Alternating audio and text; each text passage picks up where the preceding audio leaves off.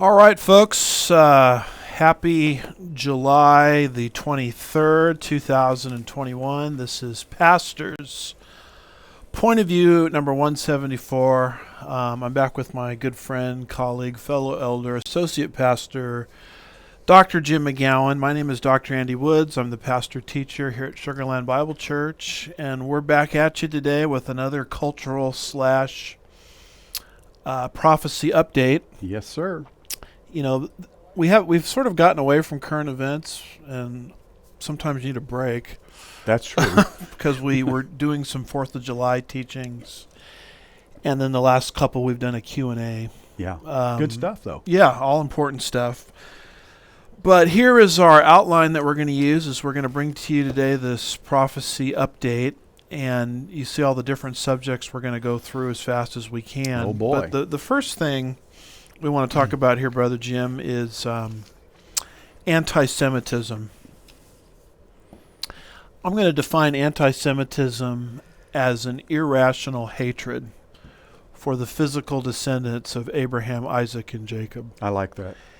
And we know that it is prophetically significant because we've got a couple of verses in the book of Zechariah that tell us about anti-Semitism as something critical in the last days. What does Zechariah 12 verse 3 say? Zechariah 12 verse 3 out of a New American Standard 95 update says, "It will come about in that day that I will make Jerusalem a heavy stone for all the peoples. All who lift it will be severely injured, and all the nations of the earth will be gathered against it." So it's very clear prophetically.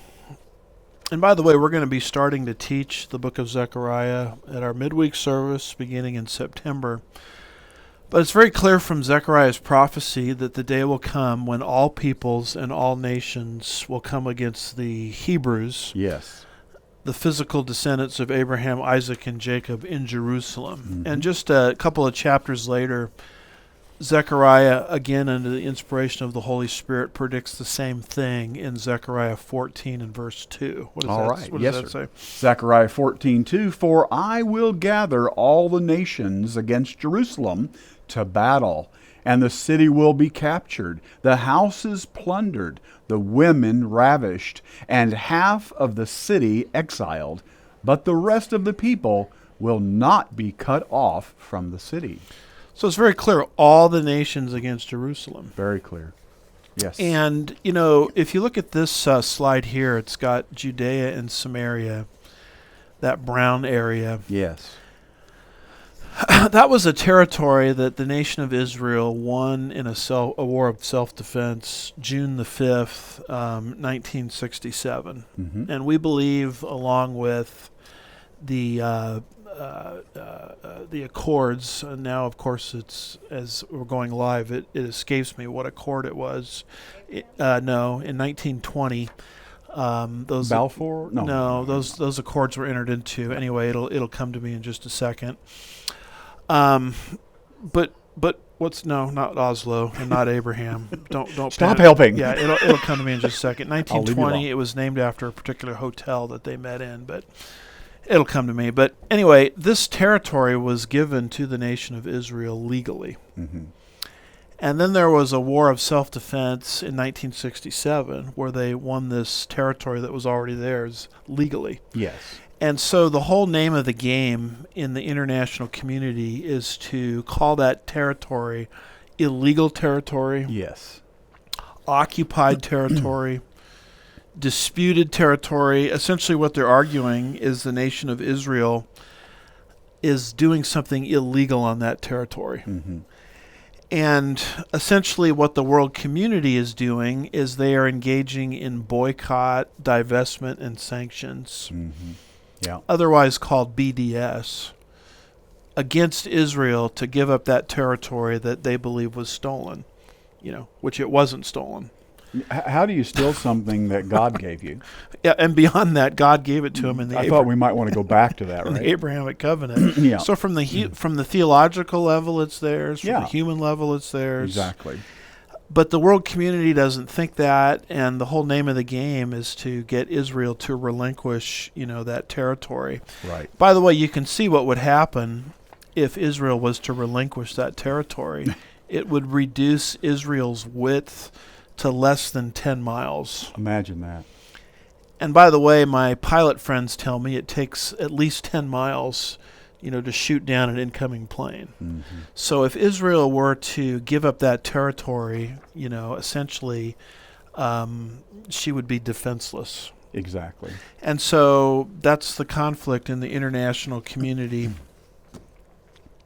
And just when you think that ice cream was innocent, I mean, who you scream, I scream, we all scream for ice cream. I mean, what could be wrong with ice cream, particularly Ben and Jerry's?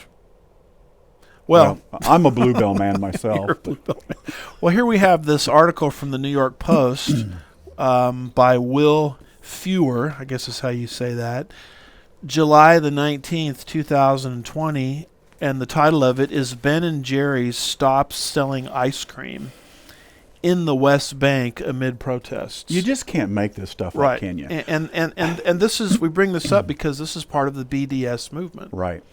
All right, and if I can just add this, we believe it's contributing, these kind of things are contributing to the anti-Semitism that the Bible predicts for the last days. Absolutely. And that's why we'd include this in a prophecy update. Yeah, and on one level it seems kind of silly, but they're even going after ice cream now. Yeah. So Ben and Jerry's caved to pressure by online protesters and announced Monday it would put the freeze on selling ice cream in the occupied Palestinian territory, drawing fury from Israelis, including recently ousted Prime Minister Benjamin Netanyahu. We believe it is inconsistent, quoting now, we believe it is inconsistent with our values for Ben & Jerry's ice cream to be sold in the occupied Palestinian territory, close quote, the company said in a statement.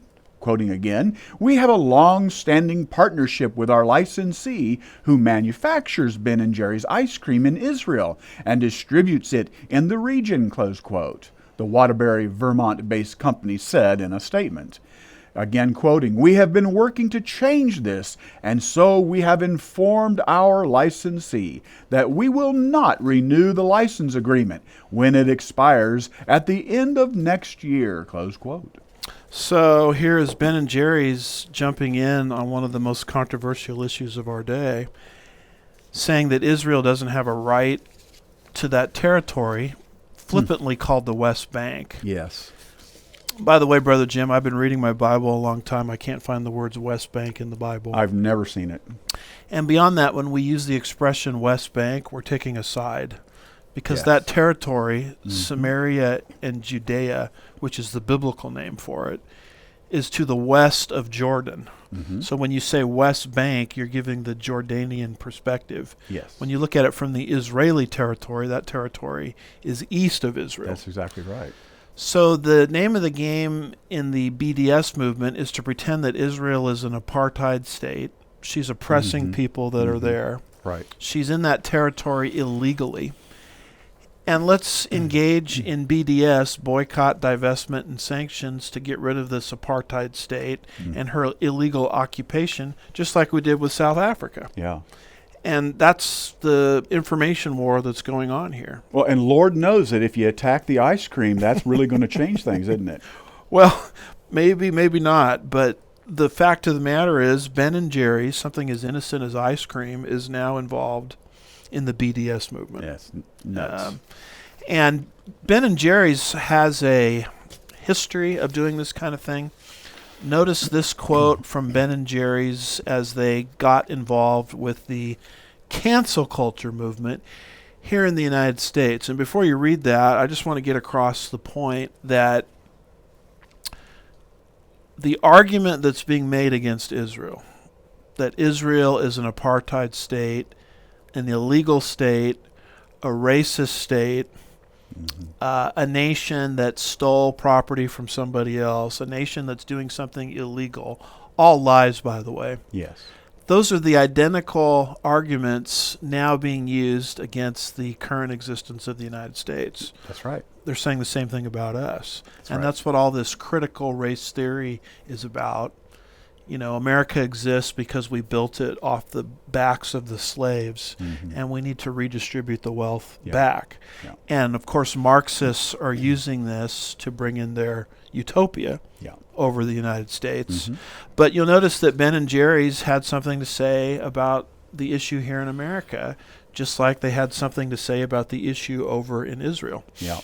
Here's what they say. The murder of Dante Wright is rooted in white supremacy and results from the intentional criminalization of black and brown communities. This system can't be reformed. So you notice that Ben and Jerry's in this tweet, they're not going after an individual racist. Right. Right. Which I would have no problem with. Not at all. But you'll notice that in this tweet, they're going after the system. Some system, right? See, it's not just the police officer that killed George Floyd that was a racist in their minds. Right. If they stop there, that's fine. Yeah. But they're saying the whole police department, Right. not just in that part of the country, but all over the nation, is All of systemically racist. Yes. Therefore, we need to tear down all the statues, rewrite our history, Yep. and that's called critical race theory. Yep. And you'll notice that Ben and Jerry's is involved in this. Yeah. And what they said about the United States, they're now saying about Judea and Samaria. Yeah. So they're engaging in the BDS movement, and they are contributing to a mindset where all the nations will come against Israel in the last days. Prophesied. Yeah. Hundreds of years ago. That's right. So you'll notice what Benjamin Netanyahu, the outgoing prime minister of Israel, tweeted recently about Ben and Jerry's. You ready for this? Yes, I am. All right, here's what he said. I love this guy. He says, now we Israelis know which ice cream not to buy. And so what he's doing is he's saying, let's boycott the boycotters. Yeah. Turnabout's fair play, I guess. Let's divest from the divestors. Yeah. And, I'm of the mindset that I want to join him in that effort. I support him. So here we go, folks. Last day's anti-Semitism in this prophecy update, bringing to your attention something as simple as ice cream. Yeah. Is now involved in the last days anti-Semitism. Am I missing anything as I'm trying to critique this? No, it's just hard not to just want to laugh out loud as you read this stuff. Yes, So it's insanity. Yes. Now, speaking of insanity, we come to number 2 here. A good segue.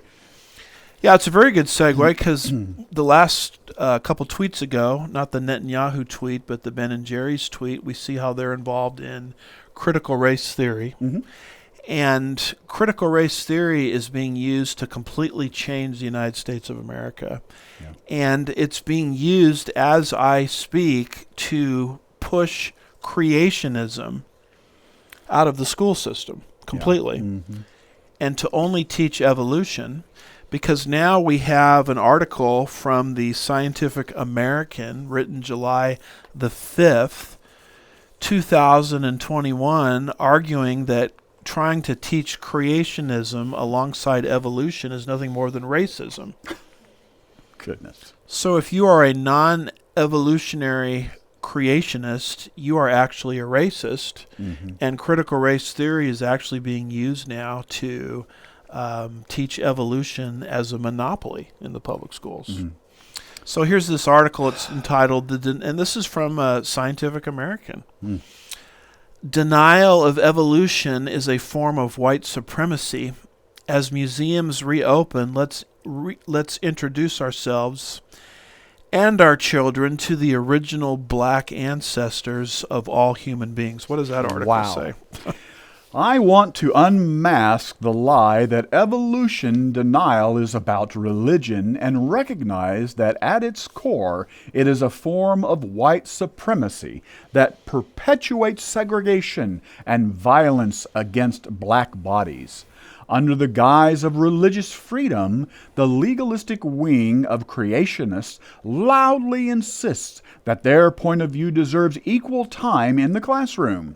Since education in the United States is constantly on the defensive against anti-evolutionary or anti-evolution activists who want biblical stories to be taught as fact, in fact, the first wave of legal fights against evolution was supported by the Klan in the 1920s.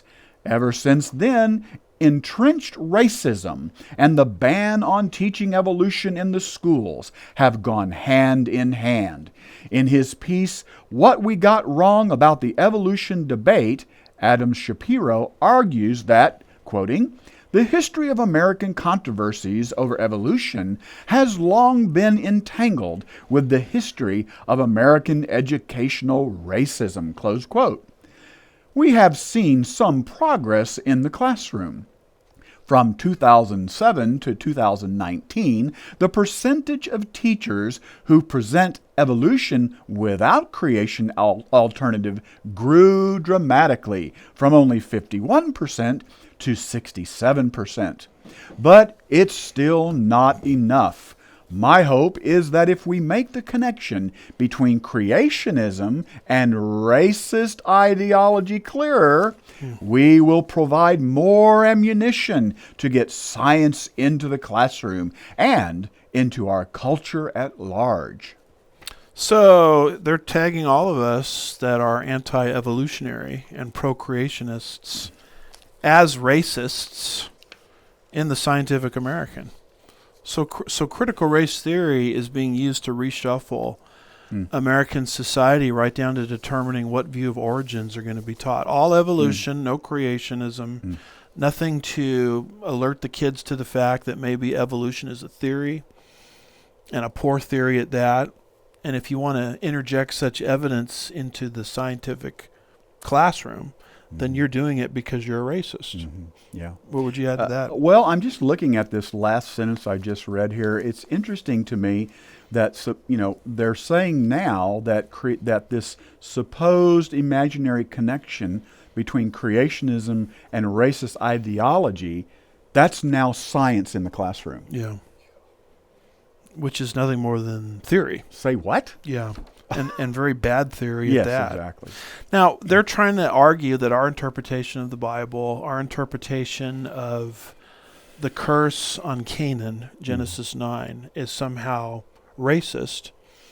And if you want to know the truth about the curse on Canaan, going back to Genesis 9, we've done several sermons on that in our Sunday morning teaching. So we would encourage people to go back and listen to that, to demonstrate that people that argue racism on blacks in America from the curse on Canaan are misusing the Bible. Completely. But this article wants us to make everyone believe that we're all racist because we believe in this, curse on Canaan, which they think is the black race. Now, I very much appreciate what Arnold Fruchtenbaum says here in his commentary on the book of Genesis.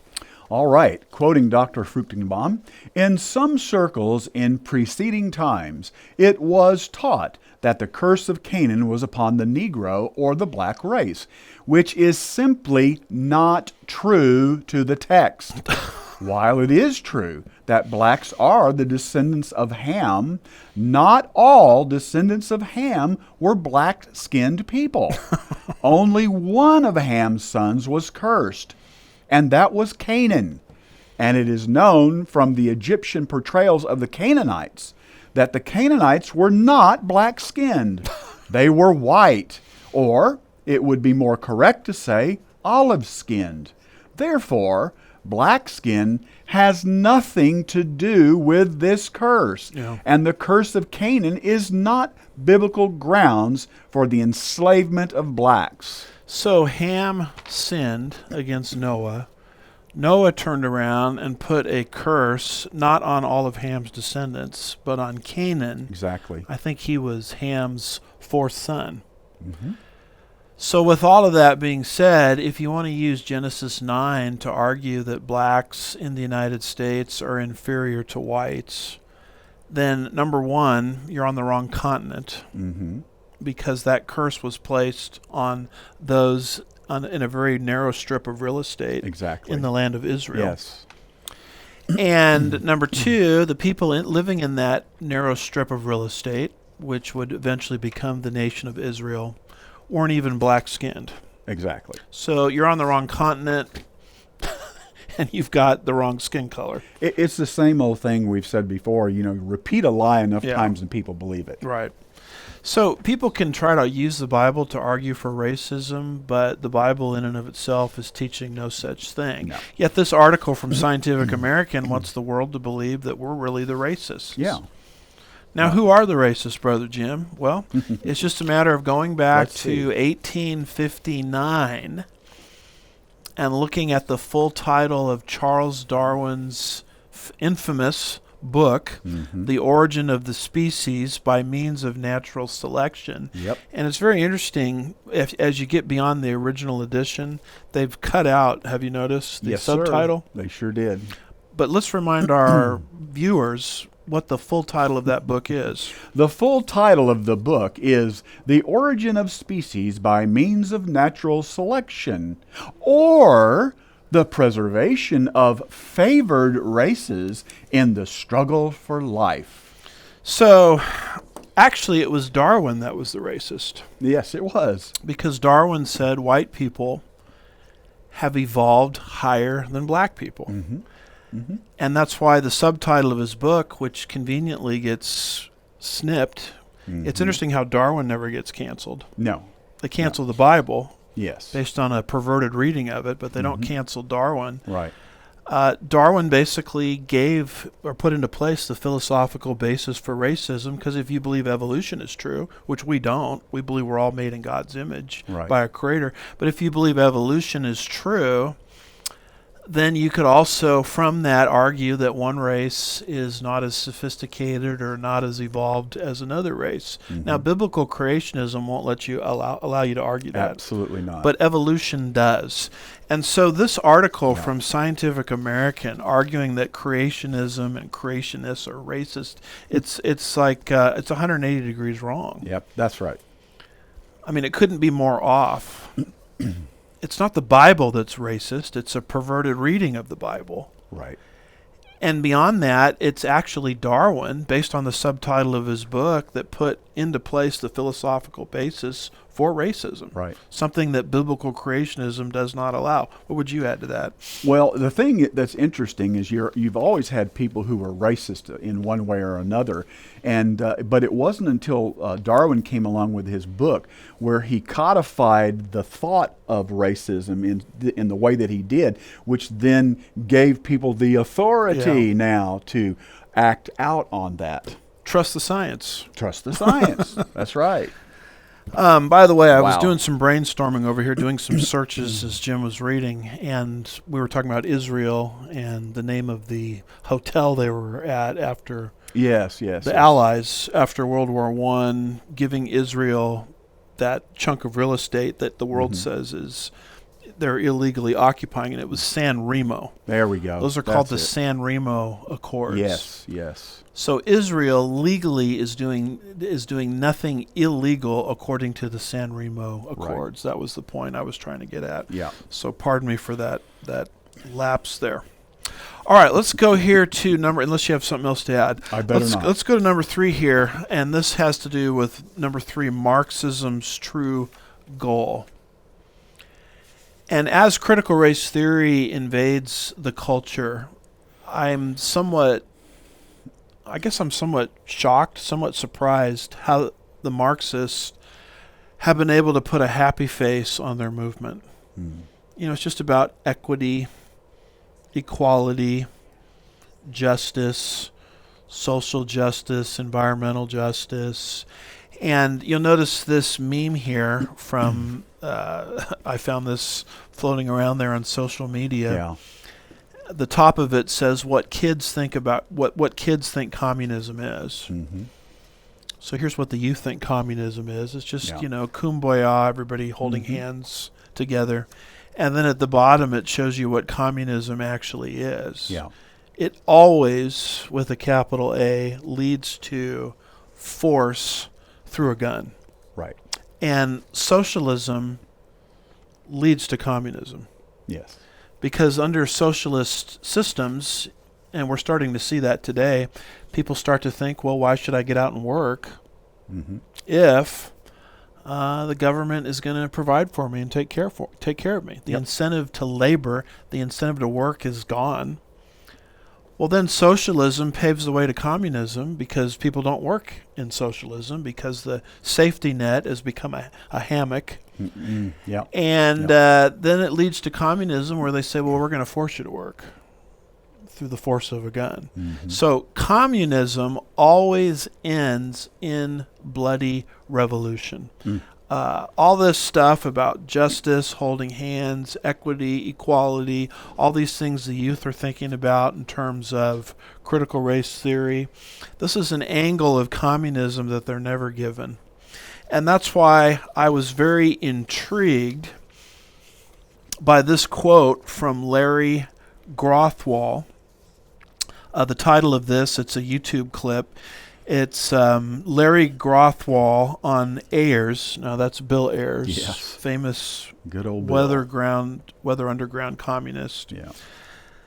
On Ayers' plan for American re-education camps and the need to kill millions. This was posted on YouTube February 27th, 2018. It actually comes from an assertion that Grothwall made in No Place to Hide, The Strategy and Tactics of Terrorism, which was a 1982 film documentary. And I just discovered this quote because I'm currently reading a book by James Simpson.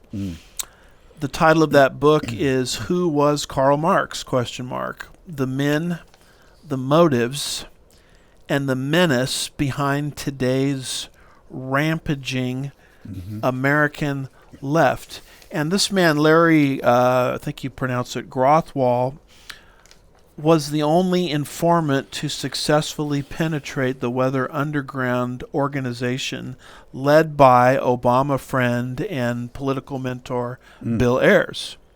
Wow. Grothwall was in the room when Ayers casually described how a post-revolutionary America would require the extermination of 25 million people. Wow. And let's have that. Can you read that quote to us? Whew. Yes, sir. And keep in mind who we're quoting. This is the only man who was successful as an FBI agent in penetrating and posing as one of theirs, the Weather Underground. And so he was privy to all of these conversations. And they were very, very open in what is actually going to happen to the United States once the communists get the levers of power. And what does he say there? All right, we're quoting Mr. Grothwall. I brought up the subject of what's going to happen after we take over the government. We become responsible then for administering, 250 million people. And there were no answers.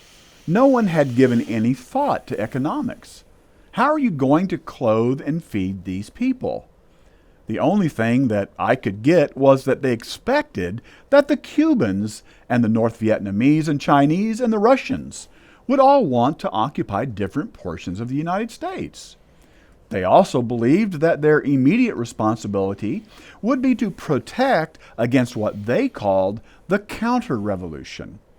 And they felt that this counter-revolution could best be guarded against by creating and establishing re-education centers in the Southwest, where we would take all the people who needed to be re-educated into the new way of thinking and teach them how things were going to be. I asked, well, what's going to happen to those people that we can't re-educate, that are die-hard capitalists? And the reply was that they'd have to be eliminated. And when I pursued this further, they estimated that they would have to eliminate 25 million people in these re-education centers. And when I say eliminate, I mean kill. 25 million people. I want you to imagine sitting in a room with 25 people, most of which have graduate degrees from Columbia and other well-known educational centers, and hear them figuring out the logistics for the elimination of 25 million people. And they were dead serious. Close quote. Emphasis on dead, I guess. But it's interesting that this conversation, and they didn't know this guy Larry Grothwall was not one of theirs. So they were just very open, having a nice kind of faculty lounge discussion. Tea and crumpets. And this conversation happened when our country was at 250 million. We're well over 300 million now. Exactly. So that number of 25 million, I guess 10% needs to be eradicated, is going to increase significantly. Mm-hmm. And, just the discussion comes up, how are we going to manage all these people once we get control? And the answer is, well, we're going to take 25 million of them. After ushering into re-education centers, we're just going to eliminate them. So they're just blatantly talking about the eradication of at least, 10% of the population? Exactly. And, when these liberals use this expression progressive, what do they mean? They're progressing somewhere. Mm-hmm. Progressive comes from the word progress. Right. They're progressing somewhere. Have you ever asked yourself, where are they taking us? I mean, what's the end game here? Yeah. This is the end game. That's it. And they've done just a brilliant job putting a happy face on it. It's just about racial reconciliation, redistribution of the wealth, reparations. So what? You can't use your Aunt Jemima syrup anymore. Mm-hmm. So what? So we feed a little bit of this to your kids in cartoons. That's just icing on the cake. Well, that's exactly. This is the cake. Can I interrupt you just for a second? Please. Because what you just said is so critical. You said it's in the cartoons or whatever. This didn't happen overnight. Yeah. They've been preparing for this for decades. Yeah. And, who are they preparing? The useful idiots. Yes. And so here we are. And part of the problem, Jim, is our side, for the most part, is well-intentioned people. And we just don't think other human beings could be this bad. We want to think the best. And we have a tendency to borrow a modern psychological term, transfer our motives onto them. Oh, they just have a different political philosophy. Right. These people are wicked. They are evil. They are rotten to their core. They are emissaries of Satan. Amen. And if you could get into their minds for 30 seconds, which is what Larry Rothwell did here, yes, you would want nothing to do with these people, and you wouldn't cooperate with them 1 millimeter. Mm-mm. And I just want people to understand this in this mindset where our kids just think communism is just equity and holding hands and singing Kumbaya. Yeah. Well, those folks who have come from communist countries and are currently residing in the United States, they think we're nuts. Yeah. While we're tolerating it. But for tolerating all of this. And part of the problem is we've lived so long in this country with peace and prosperity, we just can't imagine anything different. That's right. And you have a different mindset from people that have actually lived under this thing. Exactly. They know where it ends. Yep. Socialism ends in communism because people don't work in socialism, so they got to be coerced into it. Mm-hmm. And it's going to, or if they won't cooperate, they just are part of the 10% that gets re-educated and or eliminated. Yeah. So I think at some point we need some cold water thrown in our face. We do. I think we're getting it. And I hope so. That's why I wanted to surface this quote for people to consider. All right, you got anything to add to that? I think I better stop. Okay. Let's move to number 4, where we're dealing here with the New World Order.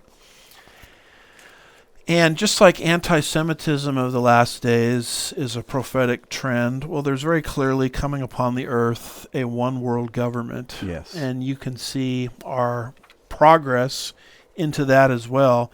One world government is predicted many places in the Bible, but not the least of which is Daniel 7, verse 23.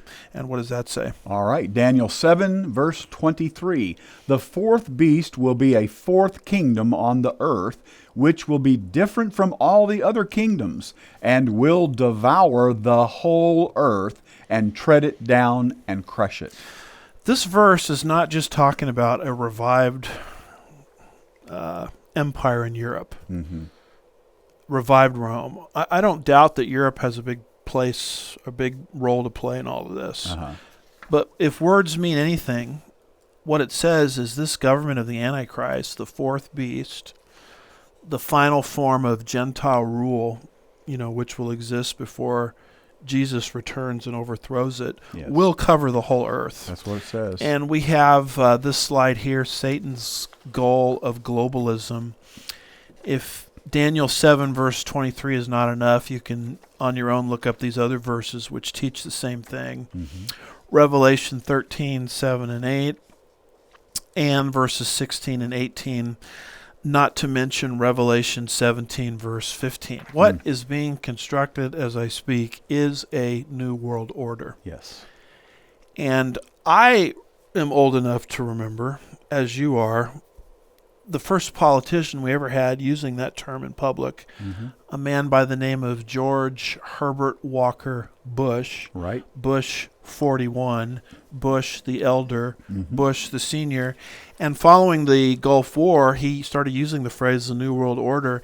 And there was such an outcry against his use of the phrase that he quit using it.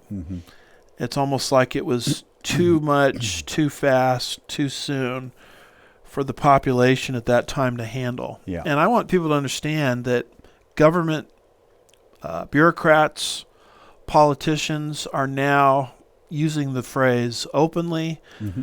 It's out of the closet. It's not clandestine in any way, shape, or form.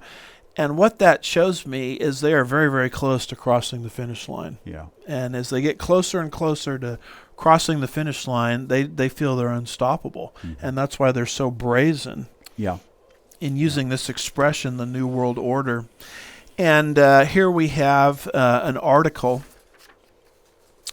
from BibleScienceForum.com by John Gideon Hartnett, July 12th, 2021, and it says the New South Wales. Now, we have a lot of listeners in Australia, and boy, they are really under lockdown right now. Yes, they are. And I get all of the texts and emails and correspondences talking about how severe the lockdown they are under is as I currently am speaking. Yeah. So this guy, his name is Brad Hazard.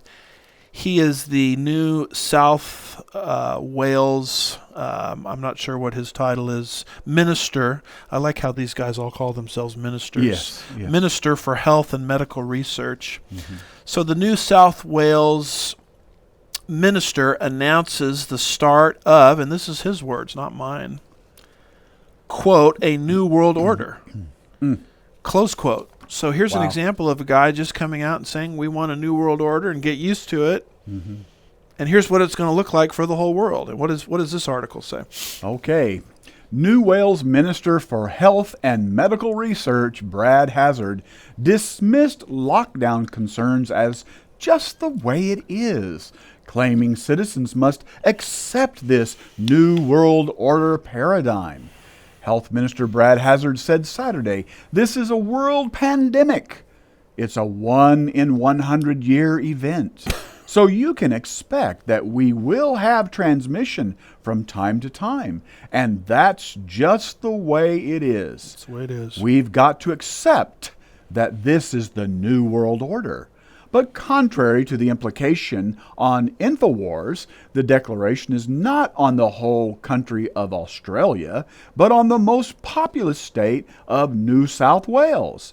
As part of Hazard's New World Order, the following measures have been imposed upon New South Wales citizens.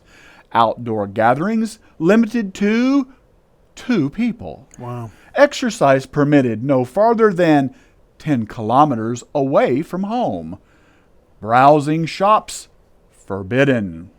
1 person in household allowed to shop for essentials. Funeral limited to 10 people. I mean, it's just unbelievable. It's insane.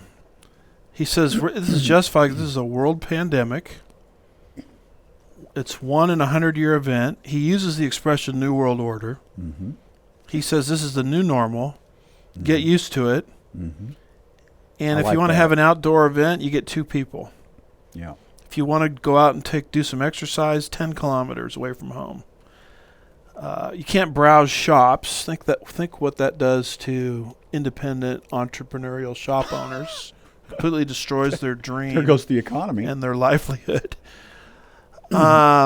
someone can go out and shop for essentials. Now, notice you got to. I like that. You can't shop for anything. You got to shop for essentials, which they define what those essentials That's are. what I was just going to say. Who defines what an essential is, right? And it's only one person allowed out of the house. And if someone dies, 10 Too people. 10 people Yeah. is what you get. Cast lots for who gets to go. So if this is not the ugly face of the New World Order, It's horrible. I don't know what is. And, this kind of sounds like some of our bluer states in our country, Yes. moving in this direction. Yes. Now, as further evidence of the New World Order, I want to bring to your attention this article here from Fox News, written by Adam Shaw, July the 14th, and it has to do with the current Secretary of State under the Biden administration, Anthony Blinken. And the title of the article is, when I read stuff like this, I feel like I'm living in one of those Twilight Zone alternative realities. Yeah. It says, Right. Blinken invites UN envoys on racism, minority issues, to visit Venezuela? Nope. To visit China? Nope. To visit Cuba? Nope. To visit the United States. So the United States is inviting the United Nations, which consists of people with the worst human rights records on the planet, Yes. to come to the United States my. and monitor not only our progress in human relations, but in race relations. And of course, rightfully so, this move immediately drew criticism from Senator Marco Rubio. What is that Thank article God. about? Yeah. Right? All right, here's the article, folks. Secretary of State Anthony Blinken on Tuesday announced that he has invited the United Nations envoys on racism and minority issues to visit the U.S., a move that immediately drew criticism, quoting, "As the president has repeatedly made clear, great nations such as ours do not hide from our shortcomings. They acknowledge them openly and strive to improve with transparencies," Blinken said in a statement. Blinken said the U.S. will issue a formal standing invitation to all UN experts who report and advise on thematic human rights issues, and has already reached out to the UN Special Rapporteur on contemporary forms of racism and the UN Special Rapporteur, I guess I'm saying that right, on minority issues to invite them to make official visit. Earlier this month, the Special Rapporteur on Human Rights in the Palestinian territories was criticized for remarks he made about Israel when he said he wanted to make it clear to Israel that its illegal occupation and its defiance of international law and international opinion can and will no longer be cost-free. The announcement drew immediate criticism, with Senator Marco Rubio of Florida suggesting that Blinken point the UN toward authoritarian dictatorships like Cuba instead.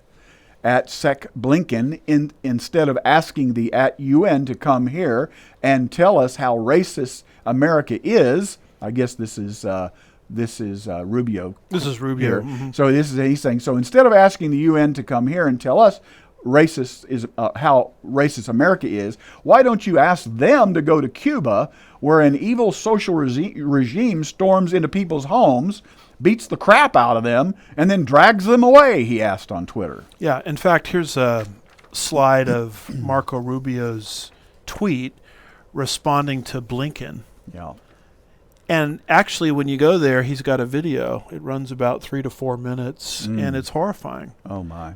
You run that, and you see these thugs, these Cuban thugs, who are police officers, coming in and just beating the daylights out of this family. Yeah. And you can see how hysterical the family is, the mom is. If you're going to dispatch the UN to go around the world and monitor racism and human rights violations, why don't you send them to Cuba first and foremost, where there's actually real, human rights violations going on around the clock? And that's what Rubio is calling out Blinken for. Lord help us. Now, there's a mindset at work, and you see this from former vice presidential Democratic candidate Senator Tim Kaine, who announced on the Senate floor that, quote, the United States did not inherit slavery from anyone, we created it. Close quote. So the UN functions under that presupposition that the real violator of human rights in the world is the United States. Yeah. And now we have a very Yeah. liberal, progressive Biden administration that's now inviting the UN in to monitor us when they're ignoring places like Cuba and Muslim countries and Venezuela, etc., where China, where actually real human rights and racist violations are taking place. I just want to know, does this senator, has he ever read a book? I don't You think know, so. I mean, has he ever read a history book, a non-revisionist history book? Yeah. Give me a break. Well, you wonder how someone of his standing and countenance could make a statement like that on the Senate floor. Here is Yes. a good article from Sonia Elks, and you can see the citation if people want to look that up. But in this article is a statement she made: slavery is not a crime for almost half the countries around the world. How'd she get away with that? In other words, if you want to police slavery, there's plenty of places to go and do that. That's right. But that's not what these progressives want. They want the United Nations, who's got blood on its hands, Lots. to come to our country and basically micromanage us and ignore all the other places of the world where there's actually bona fide racism, bona fide institutional slavery, Yep. et cetera, et cetera, et cetera. I'm not saying that America is perfect, but boy, she sure looks pretty good in comparison to the rest of the nations around the world, Yeah. half of which haven't even illegalized slavery yet. Yeah. I mean, we illegalized slavery all the way back to the Civil War days. We sure You've did. got half of the world's countries that haven't even done that yet. So if the if the United Nations needs something to do, I think their work is cut out for them. And the reason I bring this up is I want people to understand something. One of the most important statements you can understand to understand Marxism is the following. And this is a well-known Marxist statement, and it goes as follows: the issue is never the issue. Right. Rather, the issue is the revolution. Right. Let me say that again. The issue is never the issue. Rather, the true issue is the revolution. And what Marxists mean by that is we're going to selectively use issues for another purpose. In this case, they want to use the issue of race temporarily.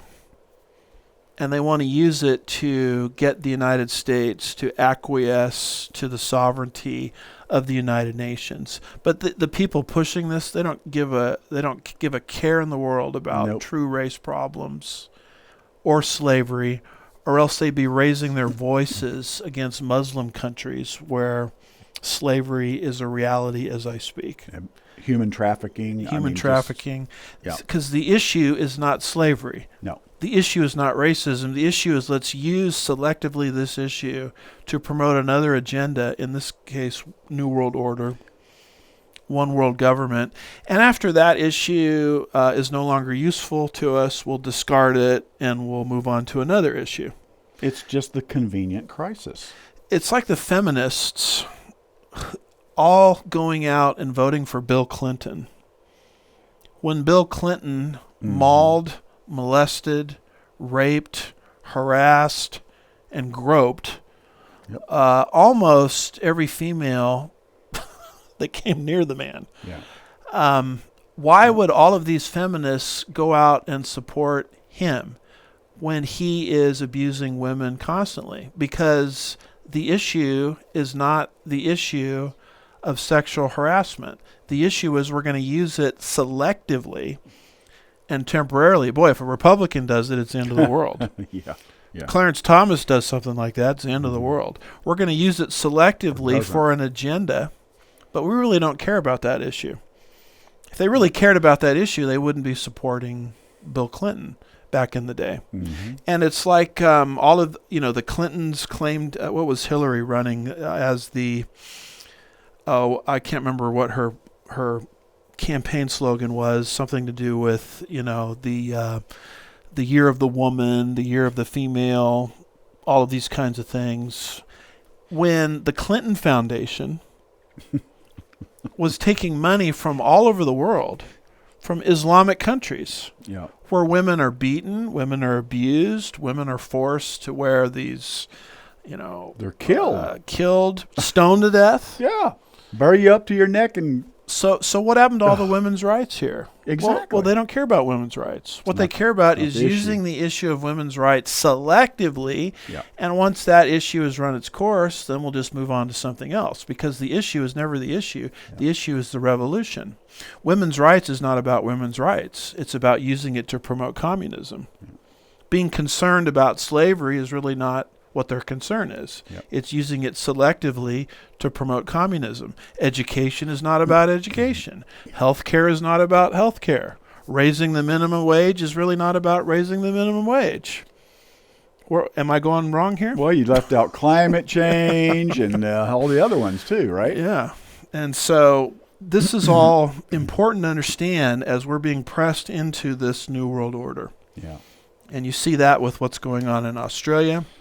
Bless their hearts. You see that with what Blinken is doing to bring in the United Nations to police the United States for our supposed racist and human rights violations, while ignoring true human rights violations going on all over the world. Yeah. Because what their ultimate goal is not to solve the race issue.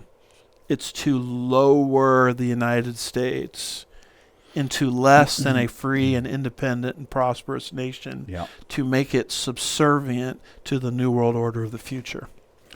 Amen, brother. Well, let's go here to number 5, which is free speech in peril. I understand that God is in control, but from a human perspective, of all the issues that make me nervous, from a human perspective, this is it. Free speech. Yeah. Because free speech is in a very precarious position right now in the United States. In my adult lifetime, I've never seen it in the position that it's in. And once free speech is gone, you can't get it back. So let's bring ourselves up to speed related to free speech. Here we have an article from the New York Post. Steve Nelson, July the 16th, 2021, and it has to do with a Facebook oversight committee. Oh, boy. And a member of that Facebook oversight committee saying free speech is not, with an N, capital N, not an absolute right. And tell us about that, or read that. And he said that very freely, didn't he? That's right. Here's the article. It's like people that, it's like these, sometimes you get exposed to these Christian educator types. Yes. And they want to come into your church and they want to say, now you can't use the lecture method to teach. You got to turn everything into a discussion. And I'm thinking to myself, well, aren't you using the lecture method right now? Telling me not to use the lecture method. Hello, right? All right, here's the article, folks. A Facebook oversight board member says free speech is not an absolute right and must be weighed against other human rights when deciding what content to censor. The board member, former Danish Prime Minister Helle Thorning-Schmidt, said, free speech is not an absolute human right. It has to be balanced. Well, he just said it has to be balanced with other human rights. I should use an accent here, shouldn't I? She said this is a she. She said Thursday at the Political Europe event. The oversight board includes 5 Americans and 15 members from Europe, Africa, Latin America, and Asia. The U.S. has strong legal and cultural support for the free distribution of information. Other countries have starkly different standards, some even mandating digital censorship.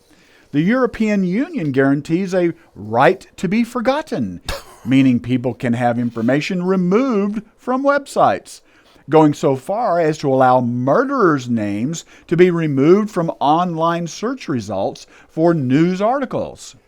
The U.S. Constitution's First Amendment bans the government from abridging the freedom of speech. Trump lawyer John Cole said the suits would prove that social media companies are government actors and that therefore the First Amendment does apply to their actions. White House Press Secretary Jen Psaki admitted Thursday at her daily press briefing that the Biden administration has been flagging problematic posts for Facebook that spread disinformation. So here's a member of the Facebook board, Wow. overseeing board, saying that free speech is not an absolute right. This is very similar to what Biden said a month or two ago concerning the Second Amendment. Yes. It's not an absolute right. Exactly. Mm-hmm. And she talks here about how the right of free speech needs to be balanced against other rights. Well, what other rights are they talking about? The right not to be humiliated. The right not to be offended. They call that hate speech. So if you say something against homosexuality, you can be pulled off social media because you're using your rights to humiliate somebody else in their minds, when all we're doing is standing up for biblical truth. And so this is what they mean by free speech is not absolute. This is how they think about it, and why she says it has to be balanced with other rights, which are basically made up. I mean, do you find a right in our Constitution? Well, that's what I was just thinking about, the right to not be humiliated. And look at who these people are. There's only 5 Americans on this oversight board. 15 members from Europe, Africa, Latin America, Asia, and the article says other countries have starkly different standards. Yeah. And you better believe that one. Yeah. And the more we drift into this murky New World Order, and the more we're involved with these social media titans that are really global, the more you can expect free speech to disappear, because the American understanding of it is very different than what you have around the world. Oh, yes, it is. The American understanding, remember the Declaration of Independence? I do. Gives us our rights because they come from God. Yes. John Adams was very clear on this point, America's second president. What did he say? I like John Adams. He said, rights are antecedent to all earthly government. Rights cannot be repealed or restrained by human laws. Rights are derived from the great legislature of the universe. That's why Americans think differently about this than those in Europe. Yeah. Because we have a Declaration of Independence that gives us our rights from above. Amen. And what God giveth, human government can't take away. That's what Adams is getting at there. But not so in the European Union. There is a right to be forgotten. Can you believe that? Now here's a word. And notice this last sentence here. It talks about the Biden administration has been flagging problematic posts for Facebook that spread disinformation. So the Biden administration then is influencing a private company to make decisions concerning whose posts are seen and whose are taken down. That's an example of what you call corporate fascism. Yeah. Where the government may not own a business, but it certainly is controlling how it's run. That's exactly what our founding fathers warned against. That's corporate fascism. And I hope people get used to this word here, disinformation. Yep. Every time you see the word disinformation out there, what you need to do is you need to cross it out and write in the word censorship. Yep. Censorship is not used, disinformation is used. And this is all an attack on free speech. Yeah. And if all of that weren't bad enough, Brother Jim, here's this article from Politico.com by a couple of authors, one of whom is named Eugene Daniels. July 13th, 2021, and the title of it is Potentially a Death Sentence. White House goes off on, now I'm not going to use the dreaded V word, or we might get pulled off the internet ourselves, goes off on blank fearmongers. The administration has shifted to a head-on strategy to dispel fear-mongering over its door-to-door efforts. And what does that brief sentence say? All right. Biden-allied groups, including the Democratic National Committee, are also planning to enact fact-checkers more aggressively and work with short message service carriers to dispel, here's the other word, misinformation that is sent over social media and text messages. Okay, let's cross out misinformation. I'm just going to write in there, Brother Jim, censorship. Very good. And what was interesting to me concerning this is they're not just doing this on social media.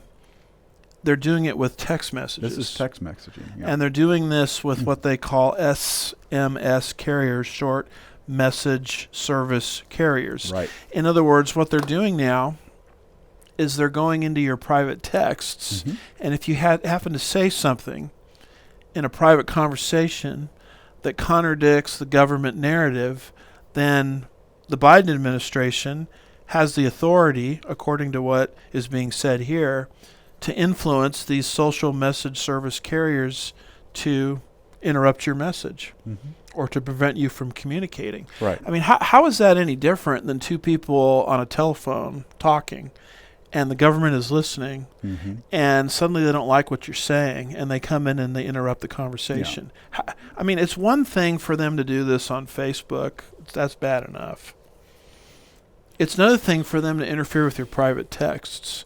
And that's the door that's being opened here. Yes, sir. And that's why free speech, I believe, is in a very precarious position. It's corporate fascism, where the government is influencing private companies, social media, and short message services to control information, or call it misinformation, disinformation.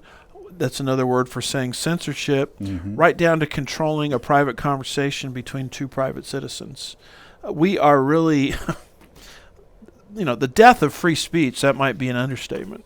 Big brother. Big brother is watching. And go ahead. No, I was just going to say, and the really scary thing about it is they're not just talking about doing it, they can do it. Yeah. That's what's scary. Yeah. They can do it. They have the ability to do it. They are doing it. And they're telling us they're doing it. Yeah. And they're telling us that free speech is not an absolute right. Yeah. It goes on here. We have this article from thefederalist.com, July the 19th. 2021 by Haley Strack, and the title of it is White House Says Nothing is Off the Table when it comes to using big tech. That's a private business they're influencing, using big tech to silence dissent. To silence dissent. Wow.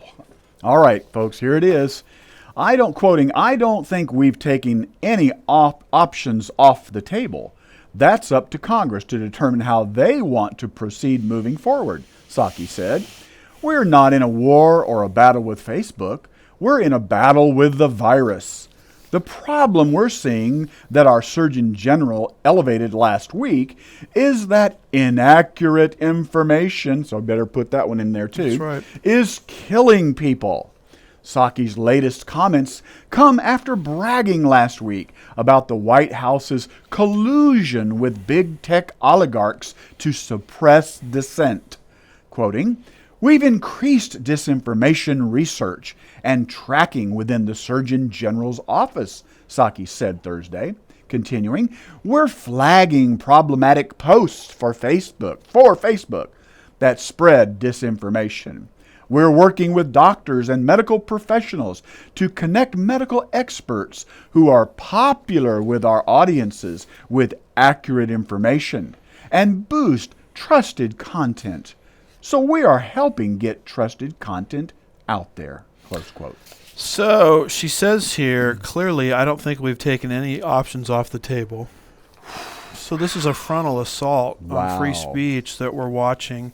And why are they doing it, Brother Jim? Well, they're upset about disinformation, and they're upset about people dying. Let me say something as clearly as I know how to say it.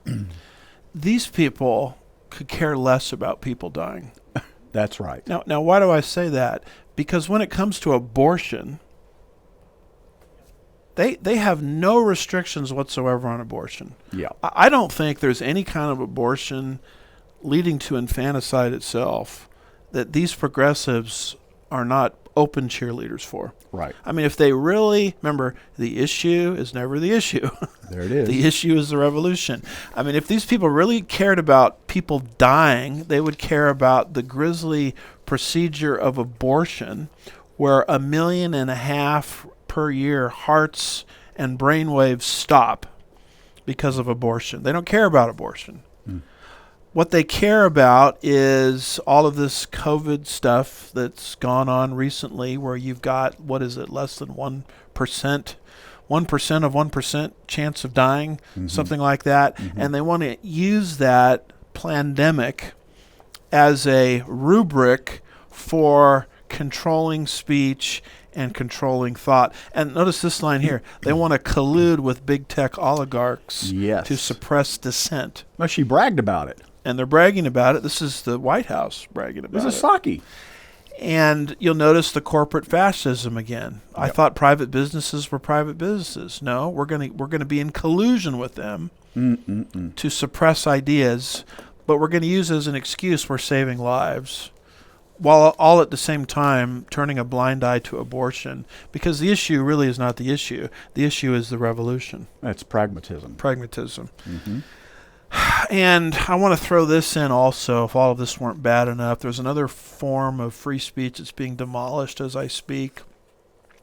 This comes from a Fox News article written by Sam Dorman, July the 16th, 2021. The title of it is SCOTUS, stands for the Supreme Court of the United States. SCOTUS' decision on refusing service to same-sex couple was devastating. Christian florist says Baronelle Stutzman stands by her strong faith in God despite setback. Now, this is a group of cases that have been pretty well documented, winding our way through our judicial system, and it has to do with members of the creative industry, whether they're florists or cake makers. Yeah. And suddenly some same-sex couple comes into your place of business, and they know you're an evangelical Christian that has biblical convictions. That's why they're there. That's why they're there. They don't harass Muslim-owned and operated bakeries, because the Islamic stance on it might get you killed. Homosexuality, might get you killed, is a lot more severe than the biblical stance.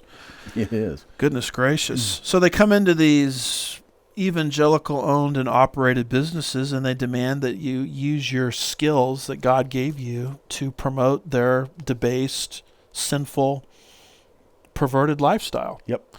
Let me switch the facts around a little bit just so people can understand this, because this is the death of the right to operate a business according to your conscience. Let's say you are a Jewish-owned and operated bakery where you have family members, in your family lineage, or maybe you yourself are a Holocaust survivor. You can still look at grandfather and great-grandfather's arm, and you can still see the number there. And he's a Holocaust survivor. And some Nazis come into your place of business, and they demand that you create a Nazi cake with a swastika on it, and you make it for our Nazi parade or our Nazi party or our Nazi event that's coming up, and the court won't step in and help you, and you're coerced and forced to use your skills in a way that would violate your conscience. Yeah. Is that not a demolition or destruction of the First Amendment? Yes, sir. And this is what's been happening with Jack Phillips in Colorado. Yeah. Baronelle Stutzman, I want to say she's either in Washington or Oregon, I can't remember. But now the United States Supreme Court won't even take her case. I mean, what's the judiciary there for? To protect your First Amendment rights. And they just turned a blind eye to it. And I wanted to read her story because she has a wonderful attitude. Yes. She's obviously a very committed Christian. Yes. About suffering for the cause of Christ in the devil's world. And what does that article say? For nearly a decade, Stutzman has been fighting a lawsuit over her refusal to serve a same-sex wedding for religious reasons. After the Washington Supreme Court twice ruled against her, the nation's highest court declined to take the case, in what conservatives saw as a missed opportunity to bring justice. The American Civil Liberties Union, which sued on behalf of the same-sex couple, Kurt Fried and Rob Ingersoll, argued that Stutzman discriminated on the basis of sexual orientation. Stutzman has maintained that her beliefs lead her to serve everyone equally. Prior to the suit, she spent years serving Ingersoll. Quoting, "Rob and Kurt, they have every freedom to live as they want, and I'm just asking for that same freedom," she said. That sounds reasonable to me. Amid the adverse ruling, the 76-year-old grandmother is standing by her convictions and faith in God. She sounds like a real threat. She's a 76-year-old grandmother. Yeah. Quoting, "Sure, I want to win, and yes, I want everything to go smooth. But he doesn't promise that," meaning God here, I'm assuming. She said, "He just says be obedient and be faithful, and that's what we're supposed to do. I mean, it's just a trust level all the way around. If you don't trust in God's word, then you don't have anything to trust in. We all have to figure out where our line is that we won't cross. And I would say that to them. But I will say that if they do follow Christ, that he will supply all their needs, and he will give them the strength and the courage and whatever it takes." She also discussed how her faith had changed during the process, quoting, "It's changed a lot. You read the Bible and you go past these verses, and then all of a sudden they have to be true. And God promises that he'll take care of you when he promises if he asks you to do something, he will give you the tools to do it. And all that came about. My prayer life, ever since this started, my prayer was, God, however you use it, prepare me for it.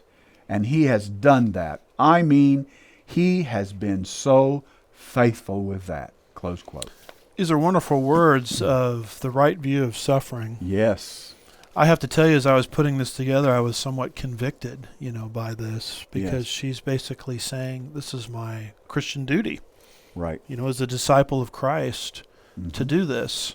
But the bottom line is she doesn't want to use the abilities God gave her as a florist or a cake decorator, florist in this case, to subsidize sin. Now, Right. is she a bigot for that? No. She's standing on a position that Christianity has agreed on for 2,000 years. Yes. In fact, this issue of homosexuality, if you go back to the Mosaic Code, the Bible is clear on that 1,500 years before the time of Christ. Right. She's standing on what Christians have always stood on. Right. I don't want to use my creative abilities to promote something that the Bible says is sin. And now she finds herself on the wrong side of the legal system. The Supreme Court won't even take her case to vindicate her. Right. And what you're watching is the destruction of the First Amendment, not just in terms of censorship. That would be bad enough. Mm-hmm. But you're watching it in terms of the legal system coercing your hand to do something that God says is wrong. Mm-hmm. And now Christians all over the United States are having, this is not the Soviet Union or Russia. Sounds like it. Or China. It sounds like it. But they're having to choose between their occupation and their biblical convictions. Right. And in a country where the First Amendment used to be alive and well, the Supreme Court, I guess, is too busy with other things to take up this case. And so all of this goes under the rubric of the destruction of the First Amendment. It's shameful. Let's move to our last category here, Brother Jim, and that has to do with cashless. In this cultural and prophecy update, we're just trying to bring up things in the culture war and things that are setting the stage for the end times. Right. We remember very well Revelation 13, 16 through 18, which predicts that the time would come when there will be a cashless society. Yes. What are those? Why don't you read those verses to us? All right. Revelation chapter 13, 16 through 18. And he causes all, the small and the great, and the rich and the poor, and the free men and the slaves, to be given a mark on their right hand or on their forehead. And he provides that no one will be able to buy or to sell except the one who has the mark, either the name of the beast or the number of his name. Here is wisdom. Let him who has understanding calculate the number of the beast, for the number is that of a man, and his number is 666. So we're moving into this cashless society. And one of the things that's pushing us in this direction is something on the horizon called the digital dollar. Yeah. Here is a brief excerpt from thetrumpet.com, written by Andrew Miller, June the 23rd, 2021. The title of it is "The Federal Reserve Mulls the Digital Dollar," which is a new kind of, and he says here, a new kind of warfare is coming, whether the United States is ready for it or not. Yeah. What is this digital dollar? The Federal Reserve has announced that the United States is moving forward with plans to design a central bank digital currency, an idea dubbed the digital dollar or Fed coin. Now that over 3,000 ATMs in Beijing are offering digital yuan withdrawals, Federal Reserve Governor Lyle Brainerd is claiming that digital currency could significantly alter the global financial system. The U.S. must win the CBDC race if it wants to maintain the dollar's dominant global reserve currency status. The Federal Reserve's proposed digital dollar would be worth $1. Users would have to register their mobile Let me say it again. Users would have to register their mobile phones and download an app to make deposits or transfer money. But all the information needed to verify these transactions would exist in a digital wallet. You would not even need a bank account to use these wallets, as the Federal Reserve would control the transfers. This has many private and commercial banks worried. It also has libertarians and civil rights advocates worried, since a digital currency run by the Federal Reserve would be a nightmare for privacy. This gives these banks and the governments that support them the power to monitor every digital monetary transaction. For example, China is already using a digital yuan as an Orwellian mass surveillance tool, and many fear the U.S. may follow in China's footsteps. Tech writer Naomi Brockwell is worried that a digital dollar could allow the U.S. government to automatically deduct taxes, freeze funds more easily, and program money that sits in a bank account to become worthless if it sits too long in order to encourage spending. What might a cashless society look like? Using blockchain technology, if a citizen misses an automobile payment, he could be electronically locked out of his car. He could also be locked out of his apartment. Even his electricity or water supply could be automatically denied as soon as he stopped paying the bills, or his bills. Citizens who do not pay taxes could be excluded from all public services, purportedly to prevent them from cheating the system. The power a cashless society would give authorities over their citizens is frightening. So if we lose the use of cash, you lose your independence and you lose your freedom, because now the government has a electronic footprint of everything you spend money on. Yeah. And they know from that profile whether you're a problem against their narrative or their system or not. That's why the name of the game is to phase out cash and move us into something. Maybe it's this digital dollar. I mean, could you imagine missing an automobile payment and then all of a sudden you're electronically locked out of your car? Yeah, so how are you going to get to work to make the money to pay the bill you couldn't pay? I don't know. You're like a laboratory rat, basically. It's ridiculous. And then you're locked out of your apartment. And then your electricity and water supply is automatically denied the moment you do something that gives you a negative social credit score. If you don't pay your taxes, you're excluded from public services. It just goes on and on and on. And by the way, when they come up with this digital dollar, I can guarantee you this. Here's the purchasing power of the dollar. It will shrink dramatically. Yeah. That's why they want this digital dollar. It's the way to make an adjustment for the economic mess that they created. Yeah.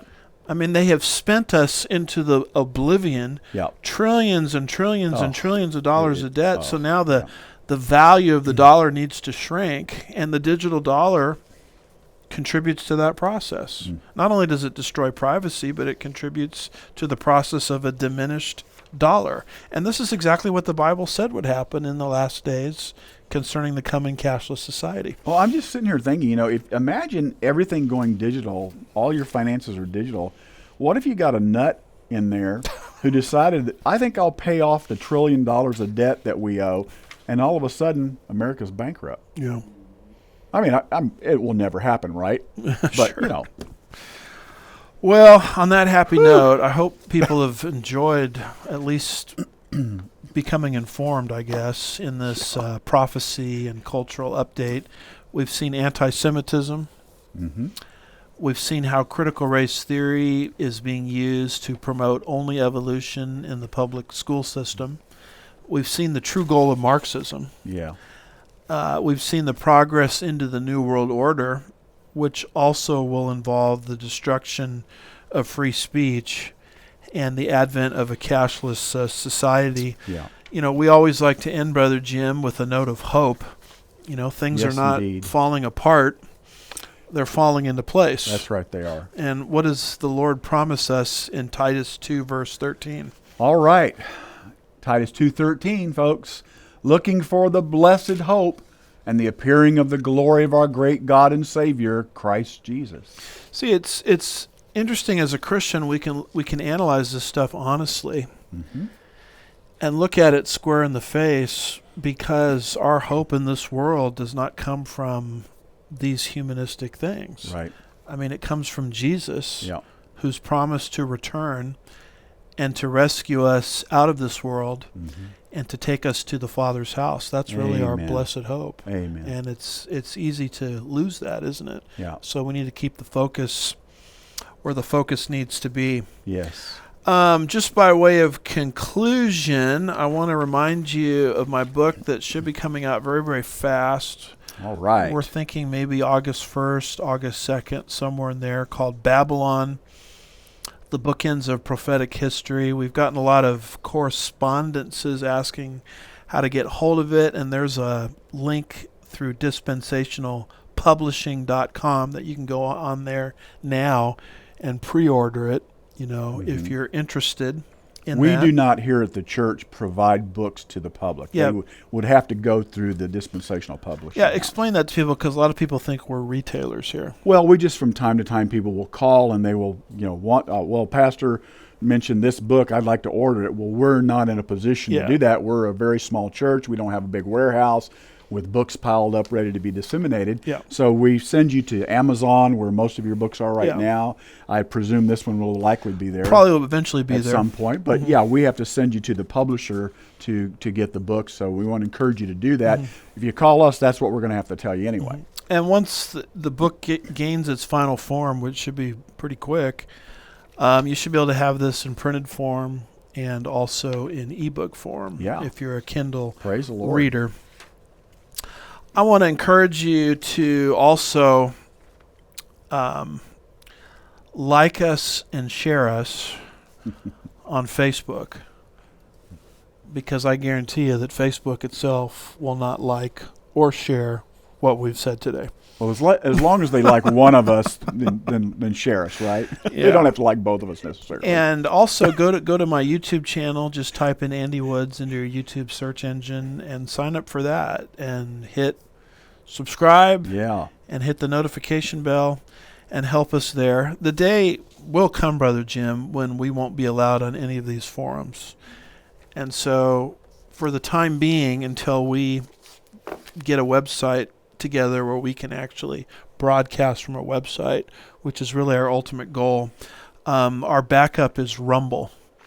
So just go to your Rumble search engine, make sure your settings are hooked up correctly on channels, and then type in Andy Woods Ministries, 3 words, and it should take us to our Rumble account, and go ahead and sign up for us, subscribe to us on Rumble. This presentation, as we're doing it on Facebook Live, is going to be very rapidly uploaded onto YouTube and Rumble just after we get off the air today.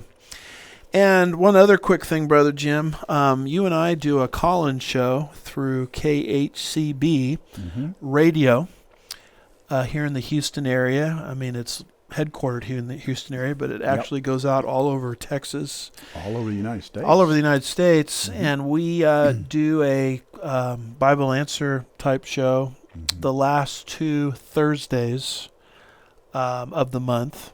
Actually, it's not the last 2 Thursdays, because sometimes there's 5 Thursdays in a month. We're typically it's the 3rd and 4th. Yeah, we're typically on the 3rd and the 4th Thursdays of the month. Yeah. Now, sometimes schedules have to get rearranged the last minute, but typically that's the way it works. And it's just people from locally and wherever they're listening from call in and ask us Bible questions. And it's always fun to do that, but I was always kind of disappointed, because the Lord really uses those times. And I always felt that, we only get a chance to edify the listeners that happen to be awake from 9:30 to 10:30 p.m. Central. Yes.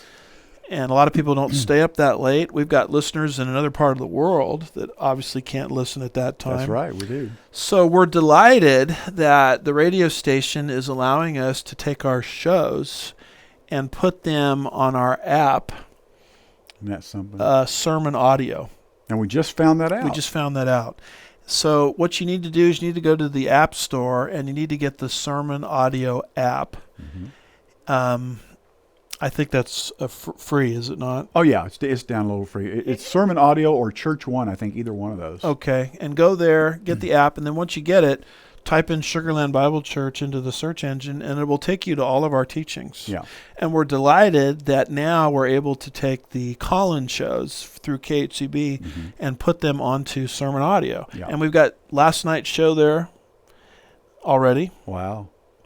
And the week before's show there already. boy. And I think the goal is to put all of our shows that we've done. And that will be there. audio only. There's no video. Yeah, there's for no that. video, Yeah, it's audio It's audio radio. only.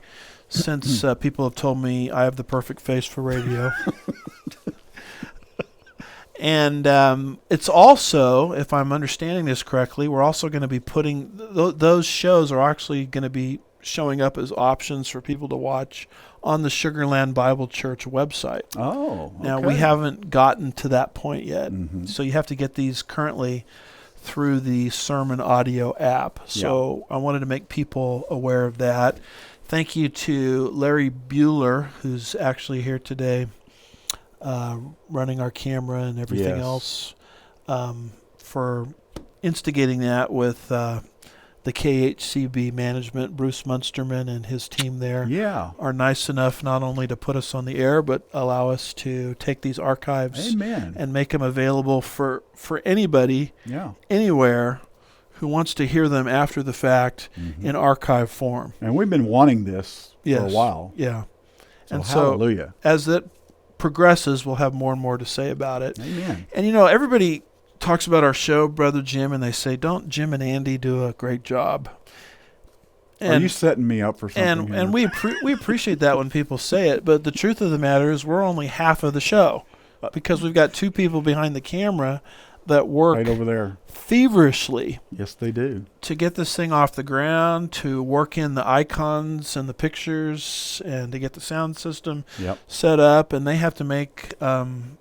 We just walk in the room and look beautiful. That's right. Well, it's getting harder and harder to do that as we get older. But they do a lot of work too. So I wanted to bring Yes. people's attention. I guess Yes. we'll call them our producers. That's what they are. Larry Bueller, Larry. and of course my wonderful helpmate and wife and partner, Ann Woods. The lovely Ann Woods. The lovely Ann Woods. Yes. And so when you tell us good job, Jim and Andy, Yeah. and some people don't say that, they tell us how bad we are. So if you're going to do that, just keep your opinion to yourself. But when you compliment us, make sure you compliment the two people that you can't see. Boy, also. that's a treat. And I'm also forgetting someone else. We've got Gabe Morris, sitting in a completely different room, Another room in the at a building. terminal, and he's the one that takes That's right. the notes Yep. and puts them in the comment section on Facebook. Right. So you can actually go to the links. Yeah. So that's a sacrifice of his time. Gabe Morris, And our poor youth Gabe's pastor, in there all by himself. He's all by himself. You know, at least we have other people in the room. And beyond that, if you want these show notes, go to andywoodsministries.org and sign up for my newsletter, because every single week we're going to be sending you these show notes. So Pastor Jim is the one that takes my rudimentary scribblings and turns them into a very nice form for people to read. And so if you want to know where we're getting our information from the various pastors' points of view shows, you can get these show notes sent to your inbox for free on a weekly basis just by signing up for our newsletter. There was one other announcement. You were going to say something? Well-meaning, wonderful viewers who send us viewers with videos we can't possibly watch. Oh, yeah. There's a lot of people that send us a lot of videos, and they send us a lot of emails. And texts. And texts and links. And I want you to understand, we really appreciate it. Absolutely. But sometimes, given the sheer volume, we can't get to everything. Most of the time. And so if you don't get an immediate response from us, it's not personal at all. No. We consider this your show. You're our sort of our eyes and ears out there, helping us see and hear things that we don't have the time to get to. That's right. So we really appreciate you. But if you don't get an immediate response from us, don't take it personally. Yeah. And with any closing thoughts from you? I forgot to say we can't watch all those videos. Yeah. Any thoughts from you? I'm sorry, we had to pause there for the lovely Ann. Yes. I don't have any other comments other than just to say thank you for tuning in and watching faithfully. We so appreciate what you bring to the table for us. We wouldn't be doing this if it wasn't for you. So thank you for that. We're praying for you. We think about you often. And go to church this Sunday. Amen. God bless you. See you next time. God bless.